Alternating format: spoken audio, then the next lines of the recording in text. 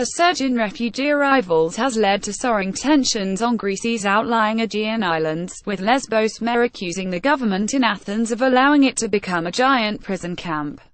Boycotting celebrations on Wednesday marking the 105th anniversary of Lesbos' liberation from Ottoman Turkish rule, local officials gave the left-assault coalition in Athens an ultimatum: either it took immediate action to decongest the island or risked mass protests from an increasingly unruly population. "We are utterly opposed to policies that are turning Lesbos and other border areas into concentration camps where all human dignity is denied," said Spyros Gallinos, the island's mayor. The government has failed to keep to its commitment to effectively deal with this problem and move people on. The explosive mood matches the rising number of asylum seekers on Lesbos, the gateway for the vast majority of refugees and migrants who entered Europe at the height of the crisis in 2015.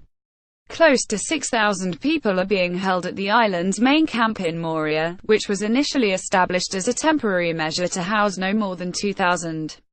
After a fourfold daily increase in arrivals nationwide over the past 3 months, the Greek Immigration Minister Ioannis Mouzallas said the government was considering renting hotels and dispatching cruise ships to the islands to house the growing numbers over the winter months. "The rise is concerning," he told a recent news conference in Athens. Under a landmark deal agreed between the EU and Turkey to stem the influx in March 2016, refugees reaching Greek islands are forbidden from traveling to the mainland pending completion of asylum requests. As a result, nearly 15,000 men, women and children are stranded on Lesbos, Chios, Kos, Samos and Leros, the Aegean islands closest to Turkey's shores, according to figures released by Greece's Interior Ministry. In Lesbos and Samos, more than 8,300 asylum seekers and migrants are living in facilities meant for just 3,000. The International Organization for Migration (IOM) estimates that refugee and migrant numbers jumped from 3,665 in August to 4,604 in September. After the fall of Mosul, there has been a discernible increase, and 98% of those who come request asylum, explained Daniel Esdras, the IOM's Greece office director. Any change in a conflict zone will automatically have a huge impact on migratory flows. The containment policy has been denounced by human rights groups. In a letter last month to the Prime Minister, Alexis Tsipras, 18 organizations said the abysmal conditions in which people were being made to live, including the elderly, infirm and vulnerable, were placing lives at risk.